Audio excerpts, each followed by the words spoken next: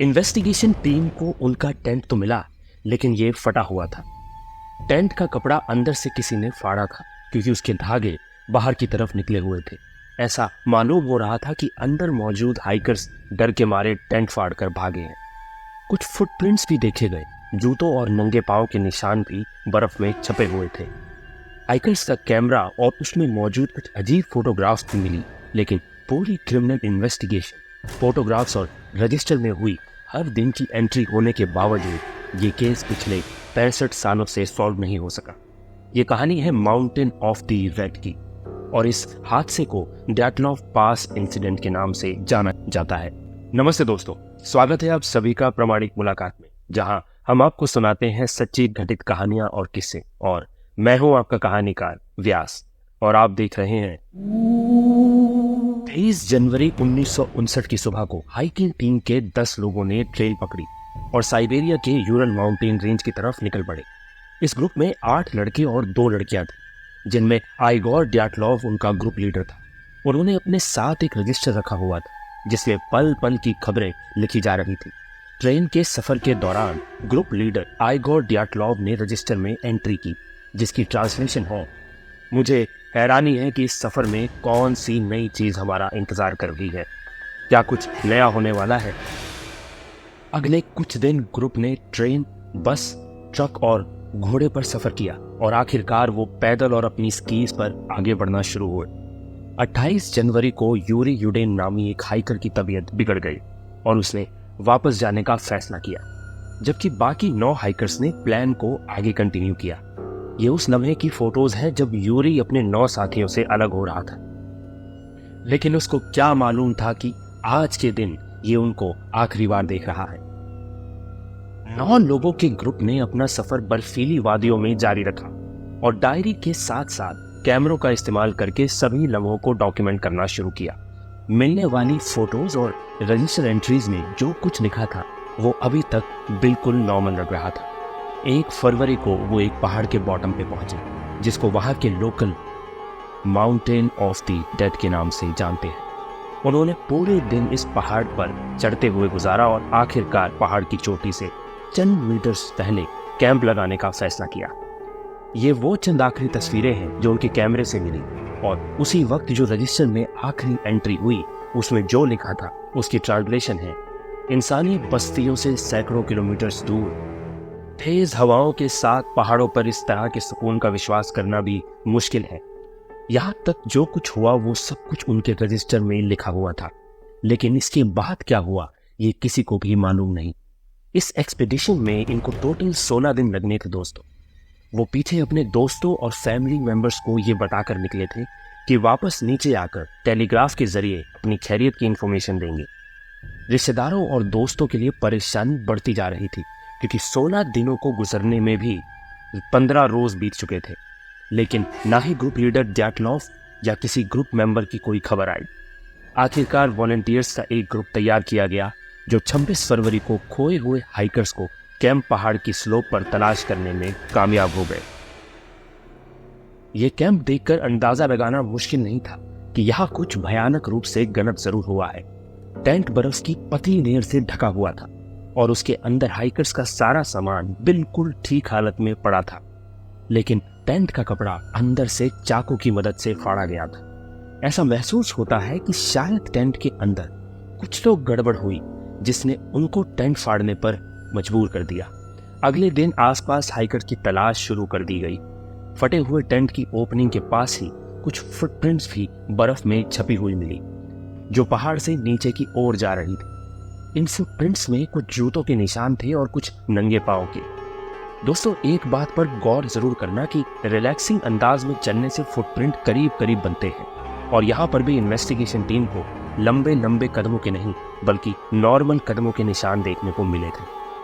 कदमों के निशान करीब 500 मीटर तक बर्फ में छपे हुए थे, लेकिन उसके बाद वो कहीं गायब हो गए।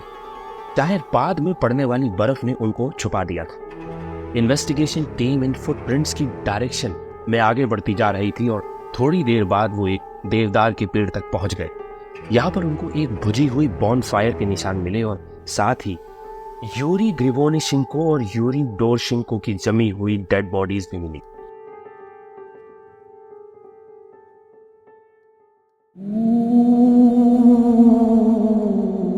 9 हाइकर्स की लाशें ढूंढने में अगले 2 महीने लग गए। पहले 2 हाइकर्स ने बहुत कम कपड़े पहन रखे थे दोस्तों।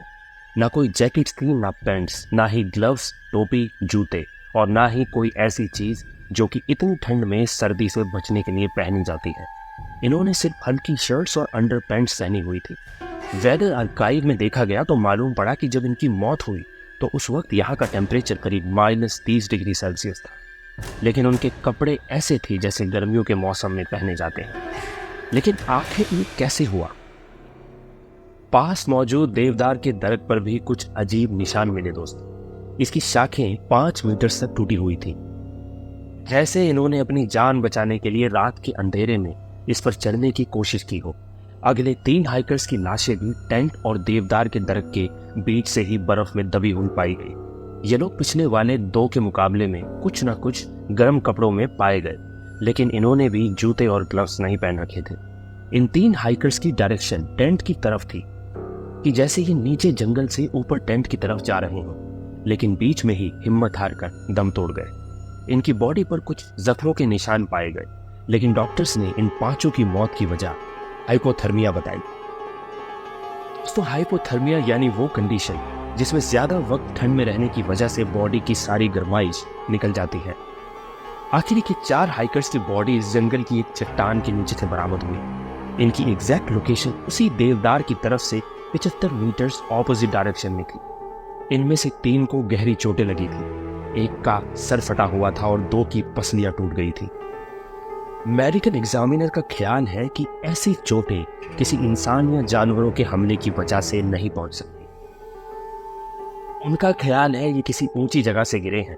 जानवर के हमले का नाम इस वजह से लिया गया क्योंकि इनमें से 2 जनों की आंखें निकली हुई थी और लड़की की जबान गायब थी। सबसे हैरानी की बात यह थी कि क्राइम सीन से मिलने वाली 2 टी-शर्ट्स और 1 पैंट ऐसी थी जिस पर रेडियो एक्टिव मटेरियल लगा हुआ था। पहले तो यह समझकर इन्वेस्टिगेशन हो रही थी कि शायद इनको किसी ने मारा है, इनका मर्डर हुआ है, लेकिन 28 मई को ये क्रिमिनल केस बंद कर दिया गया क्योंकि देखने में ऐसा कोई सबूत नहीं था जिससे ये जाहिर हो कि इनका मर्डर हुआ है या फिर इन्होंने आपस में ही एक दूसरे को मारा है। तो आखिर इन 9 लोगों के साथ हुआ क्या था?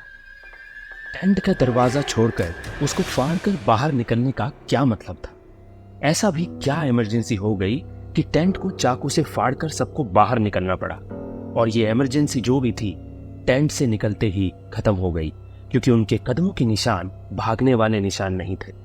यानी टेंट में जो खतरा था वो बाहर निकलते ही टल गया और वो रिलैक्स होकर चलने लगे। ऑफिशियल रिपोर्ट्स के मुताबिक 9 में से 6 हाइकर्स की मौत हाइपोथर्मिया की वजह से हुई थी, लेकिन इनकी कंडीशन देखकर यकीन करना मुश्किल था कि ये ठंड की वजह से मरे हैं। अभी तक इस केस को इंटरनेशनल कवरेज मिल चुकी थी। Странное исчезновение в горах Северного Урала группы американских документалистов. दोस्तों, हाइकर्स की फैमिली मेंबर्स और कई लोगों ने सोवियत यूनियन की हाइपोथर्मिया वाली कहानी के खिलाफ आवाज उठाना शुरू कर दिया।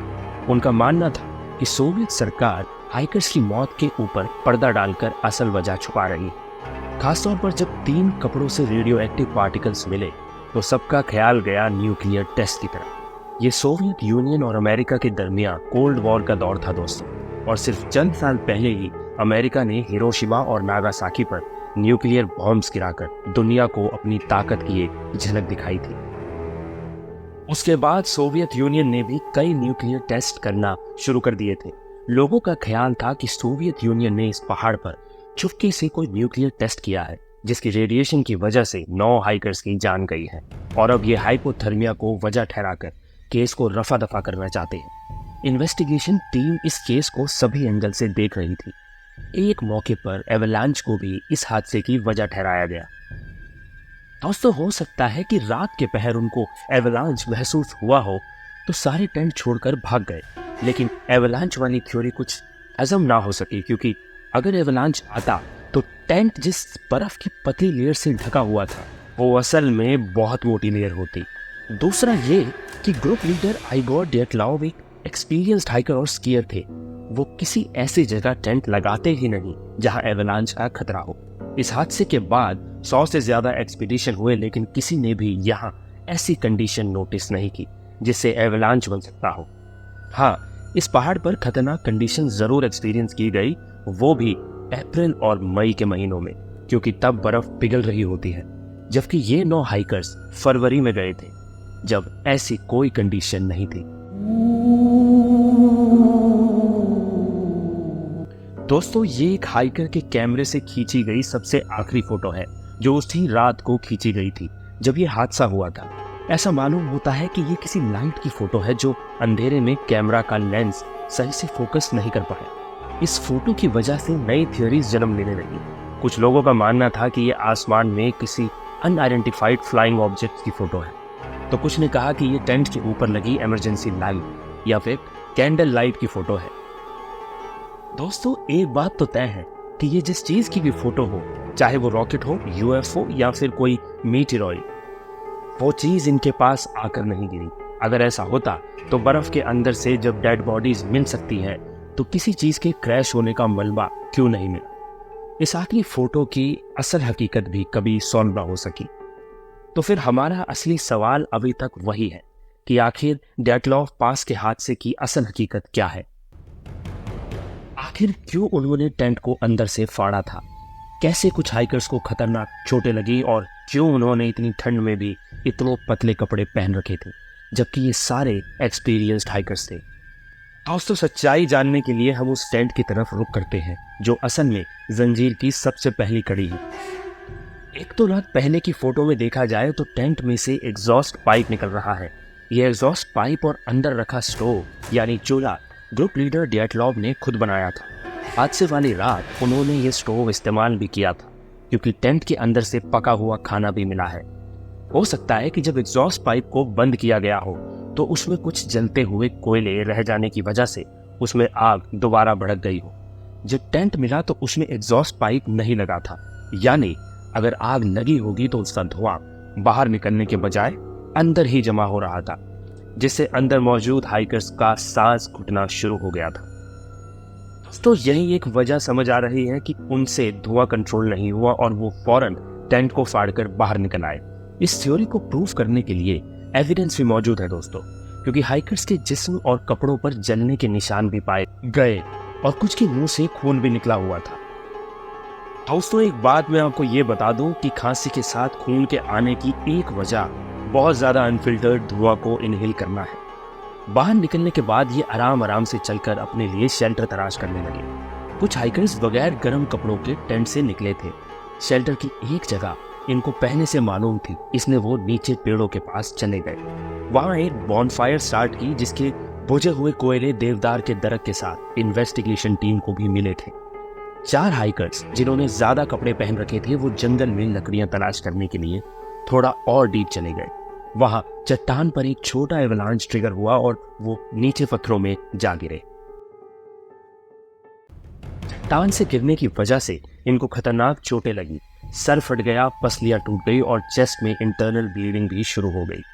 2 हाइकर्स जिन्होंने कम कपड़े पहन रखे थे, वो देवदार के दरख्त के पास ही मौजूद थे। बचे हुए 3 हाइकर्स वापस टेंट की तरफ चलते हुए एग्जॉस्ट होकर वहीं फ्रीज हो गए, जबकि बॉन फायर के साथ बैठे 2 हाइकर्स भी बुझी हुई आग की वजह से फ्रीज होकर दम तोड़ गए। रही बात रेडियो एक्टिव पार्टिकल्स की, तो आपको बता दूं कि हर चीज़ थोड़ी बहुत रेडियो एक्टिव होती है दोस्तों, लेकिन ये कपड़े ज़रूरत से ज़्यादा रेडियो एक्टिव ज़रूर थे। ग्रुप का एक मेंबर अलेक्जेंडर पहले एक न्यूक्लियर फैसिलिटी में जॉब करता था और जॉर्ज क्रिवानो शंकोव एक top secret Soviet nuclear production plant में काम करता था। मिलने वाले रेडियो एक्टिव कपड़े इन दोनों हाइकर्स के ही थे, जबकि बाकी सबके कपड़ों से नॉर्मल क्वांटिटी में ही रेडियो एक्टिव एलिमेंट्स मिले। और वो हाइकर्स जिनके बॉडी पार्ट्स मिसिंग थे, हो सकता है जब उनको चोटें लगी और वो अपनी जिंदगी की बाजी लड़ रहे थे, तब उन पर जंगली जानवरों ने हमला किया हो। इस हादसे को आज 65 साल गुजर चुके हैं दोस्तों। 10 मेंबर्स के ग्रुप में से सिर्फ यूरी यूडेन बचे थे, जिन्होंने एक्सपीडिशन को तबीयत खराब होने की वजह से छोड़ा था। उनकी नेचुरल मौत 76 साल की एज में 27 अप्रैल 2013 को हुई दोस्तों। दोस्तों, नीचे कमेंट करके जरूर बताओ कि आपको कौन सी वाली थ्योरी सच लगती है। तो दोस्तों, ये थी आज की कहानी। अगर आपको ये कहानी पसंद आई तो इस वीडियो को लाइक और शेयर जरूर करें और हमारे चैनल को सब्सक्राइब करना ना भूलें, ताकि आपको ऐसी ही और दिलचस्प कहानियां सुनने को मिलती रहें। मैं हूँ व्यास, आपका कहानीकार। अब अगली कहानी तक जिज्ञासु रहिए और सूचित रहिए। धन्यवाद।